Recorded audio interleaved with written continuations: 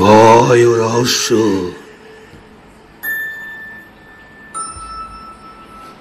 এখানে ভয় পেতে নেই মানা। হ্যালো বন্ধুরা, শুভ সন্ধ্যা। আশা করি তোমরা সবাই ভালো আছো। তা ভূত বলে কিছু নেই আমরা অনেকে জানি, কিন্তু ভগবানকে যদি আমরা বিশ্বাস করি তাহলে ওই নেগেটিভ এনার্জি বা একটা প্যারানর্মাল অ্যাক্টিভিটির উপরে আমাদের বিশ্বাস তো থেকেই যায়, আর তার প্রতি অজানাকে জানার একটা আগ্রহ তো সবারই থাকে।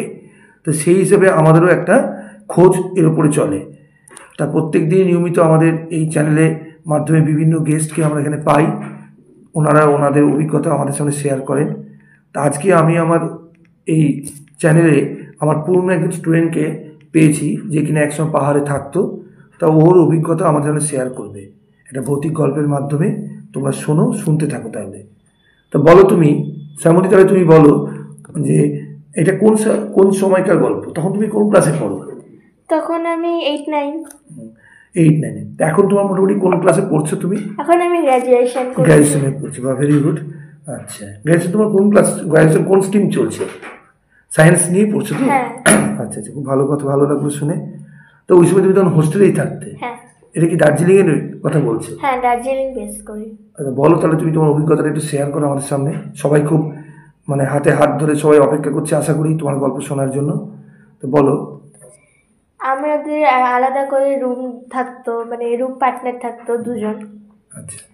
তো এবার আমার যে রুম পার্টনার ছিল সেও তাড়াতাড়ি ঘুমিয়ে পড়েছিল, সেদিন আমিও ঘুমিয়ে পড়েছি। হঠাৎ আমাদের দরজার কাছে এসে কেউ একজন ঢকঢক গেল, কোনো বন্ধু এসছে বা কেউ এসছে, কিন্তু দরজা খুলে দেখি কেউ নেই। তখন কটা বাজছে? তখন রাত্রি তখন 1:30। 1:30? আর পাহাড়ি জায়গায় শুনেছি 1:30 মানে তো বেশ রাত্রি। অনেক রাত্রি জানি। সমতলের থেকে ওদিকে হিল এরিয়াতে প্রচন্ড, চারিদিকে তো ফগে ভর্তি ছিল। প্রচন্ড ঠান্ডা, এবার ডিসেম্বরের মাসটা যেহেতু ছিল, এবার খুব ঠান্ডা, সবাই ঘুমিয়ে পড়েছে, গোটা স্কুলটাই শুনশান। এবার হঠাৎ করে যখন কেউ এসছে, আমরা ভেবেছি কোনো মেট্রন বা কোনো টিচার এসে ডাকছে। এবার দরজাটা আমিই খুলি, যেহেতু ও ঘুমিয়েছিল। এবার খুলে দেখি কেউ নেই, আমি আবার ঘুমিয়ে পড়ি। এরকম আবার ডাকে, আমি আবার খুলি না ইচ্ছা করে, যে আবার হয়তো কেউ বদমাশি করছে, কিন্তু আওয়াজটা বাড়তে থাকলো। মনেই হয় যে ওটা বুঝি কোনো মানুষের কাজই হবে। আওয়াজটা আরো বাড়তে থাকলো, জোরে জোরে ধাক্কাচ্ছে, এমন ভাবে ধাক্কাচ্ছে দরজাটা তখনই খুলে পড়ে যাবে। এবার সেই সময় আমি আমার রুম পার্টনারকে ওঠাই, ওও ওঠে। এবার ও ভয় পেয়েছে, আমিও ভয় পেয়েছি। এবার সেই সময় কি করবো বুঝতে পারছি না।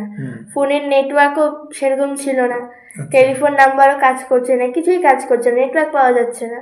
এবার আমরা সেই রাত্রে কোনো রকমে ঘুমাই। পরের দিন সকালে উঠে আমরা 6টা-7টার সময় উঠে দেখি আমাদের রুমের পাশে কেমন মাংসর হাড়, তারপর রক্ত ছিড়িয়ে আছে। তোমার রুমের বাইরে? হ্যাঁ, একদম আমার রুমেরই বাইরে। আর কারো রুমের বাইরে নেই, সবাইকে জানানো হলো। এবার ঠিক সেই সময় আমাদের মেট্রন দিদিকে ডাকা হলো, সে পরিষ্কার করে দিল সব। সেগুলো কি রক্তের মধ্যে কি কোনো প্রাণীর কিছু মনে হলো না? কি প্রাণীর মনে হলো না, আবার কোনো মানুষেরও মনে হলো না, কিন্তু অন্যরকম রক্তর কালার, সাধারণ মানুষের রক্তর কালার যেরকম হয় সেরকম আনন্যাচারাল মনে হচ্ছিল, আনন্যাচারাল জিনিসটা। এবার পশু পাখির হাড়, কুকুর বেড়ালের হাড়, এরকম একটা রহস্যময় জিনিস ঘটেছিল। তারপর সেখানকার যে প্রিন্সিপাল, সেই সময় আমরা তখনই গিয়ে সকালবেলা প্রেয়ারে হওয়ার পর আমরা যাই, দিয়ে ওনার সঙ্গে কথা বলি। উনি গিয়ে আমাদেরকে বললেন যে এখানে এরকম হতেই থাকে। তখন আমরা জিজ্ঞেস করলাম আর কারণটা কি, তখন বলে যেহেতু এটা ব্রিটিশের স্কুল, ব্রিটিশের সময় যেহেতু এখানে হয়েছিল।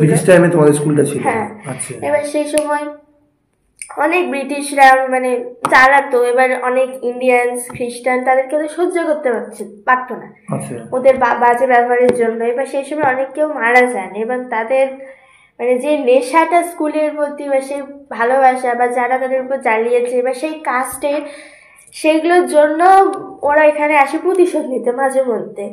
এবার ওদের সম্বন্ধে এই স্কুলে থেকে কেউ যাতে ভালোভাবে ওদের সম্বন্ধে বাজে কথা যাতে না বলে, সেই জন্যই ওদেরকে একটু বেশি মানা হয়। আচ্ছা, ওরা চাইতো না যে এটা এরকম যেন কিছু না হয়। না, আচ্ছা, তাহলে এগুলো কি তাহলে একটা নেগেটিভ এনার্জি তাহলে রাত্রেবেলা আসতো, বোঝা যাচ্ছে। এবার সেটা হওয়ার পর আমি আর আমার পার্টনার বলি যে আমাদের রুমটা চেঞ্জ করে দিতে। তখন হঠাৎ করে তো রুমটা চেঞ্জ করা যায় না, কিন্তু সেই সময় আমাদের ইচ্ছা হয়েছিল যে আমরা স্কুলটা ছেড়ে দিই। তখন বললাম এত ভালো এডুকেশন, এত কিছু, এইগুলোকে ছেড়ে যেতেও তো আমাদের কষ্ট হচ্ছে। পড়াশোনা থেকে বেরিয়ে যাওয়া তো মুশকিল, কিন্তু ওরকম একটা পরিবেশের মধ্যে থাকা তো ন্যাচারালি সবার পক্ষে তো কঠিন।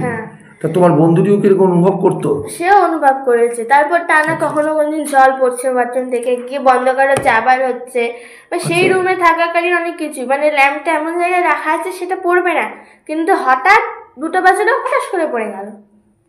ও তোমাদের যে ল্যাম্পটা যেটা জ্বলতো, হ্যাঁ, সেটা ভেঙে যাচ্ছে, তো বেডটা নড়ে যাচ্ছে, তো অনেক কিছু এরকম হওয়ার পরে চলাকালীন আমরা প্রচন্ড ভয় পেয়ে বাড়িটাই মানে ঘরটাই গন্ডগোল ছিল।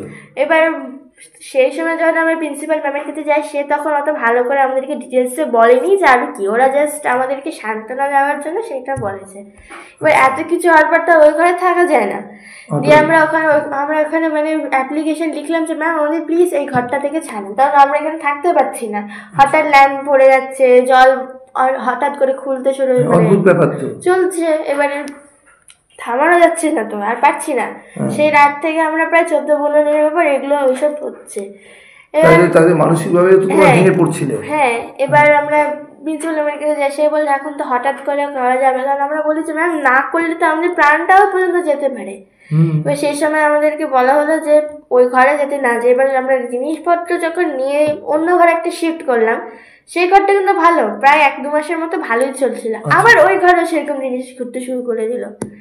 এবার জিনিসটা হয়েছিল রাত্রেবেলা কি ঘরের মধ্যেও তোমরা কোনো কিছু অনুভব করেছিলে কখনো? ঘরে কিছু কেউ কিছু ঘুরছে বাইরে? না, ওইসব কিছু কিন্তু বাইরে হচ্ছে আর ঘরের মধ্যে ওইসব জিনিস পড়ে যেত। হ্যাঁ, হঠাৎ করে জিনিসপত্র পড়ে যাচ্ছে, জিনিস হাওয়া হয়ে যাচ্ছে, এখানকার জিনিস ওখানে চলে যাচ্ছে, এরকম। এবার আমরা শান্তিতে থাকতে পারতাম না, অনেক জ্বালা হচ্ছে। আচ্ছা, এবার যে রুমটা আমাদের চেঞ্জ করা দেওয়া হলো সেই রুমটা আমাদের ভালোই ছিল, কিন্তু তারপর 1-2 মাস পর সেখানেও ওরকম উপদ্রব শুরু হয়ে গেল। আচ্ছা, দিয়ে সেই রুমটাও চেঞ্জ করা হলো। এবার আমরা ভাবলাম যে যখন 2টা রুম চেঞ্জ করলাম, এবার যেই রুমে যাচ্ছি সেই রুমে এরকম হচ্ছে, তখন আমরা ভাবলাম পিজিতে যাই। এবার পিজিতে যে যাবো সেটারও তো আলাদা খরচা, প্লাস হোস্টেলের মতো তো শান্তি পাবো না। আর মা বাবাদেরও তো অনেক জানানো হলো, তখন অনেক কিছু করা হলো, মানে ওঝা তান্ত্রিক দিয়ে।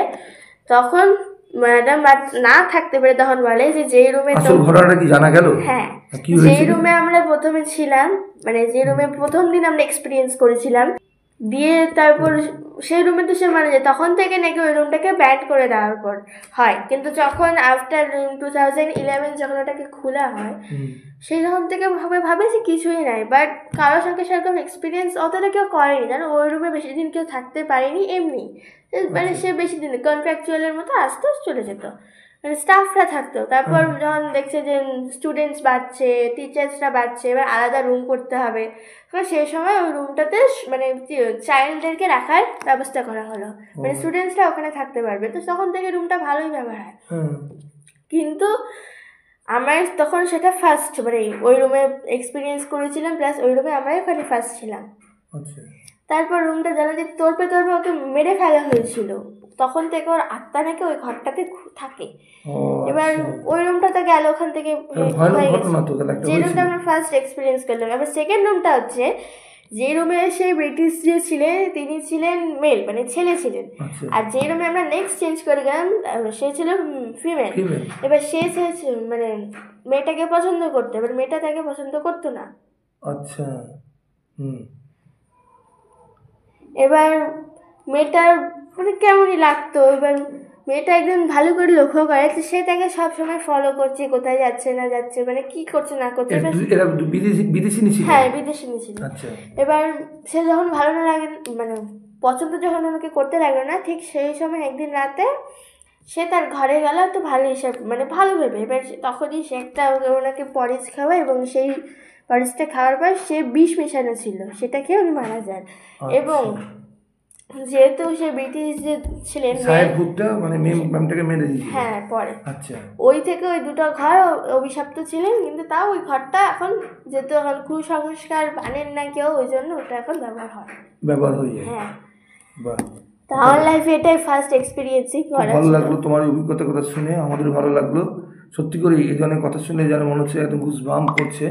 হ্যাঁ, প্রত্যেকটা মানুষের কাছে একটা নতুন নতুন অভিজ্ঞতা, তোমার কাছে একটা বড় একটা অভিজ্ঞতা, তাহলে এখনো অবধি সেগুলো মোটামুটি মনে পড়ে। তাহলে শিরশির করে ওঠে। কেউই চায় না যে বারবার এরকম পরিবেশের মধ্যে গিয়ে পড়ুক। যাই হোক, তা আশা করি দর্শক বন্ধুদের সবার ভালো লাগলো এই অভিজ্ঞতার কথা শুনে। আগামী দিনে আমরা আবার নতুন কোনো অতিথিকে নিয়ে আসবো। আজকে এখানেই শেষ করছি। শুভরাত্রি। তোমরা চাইলে লাইক, শেয়ার ও সাবস্ক্রাইব করে দিও। Thank you.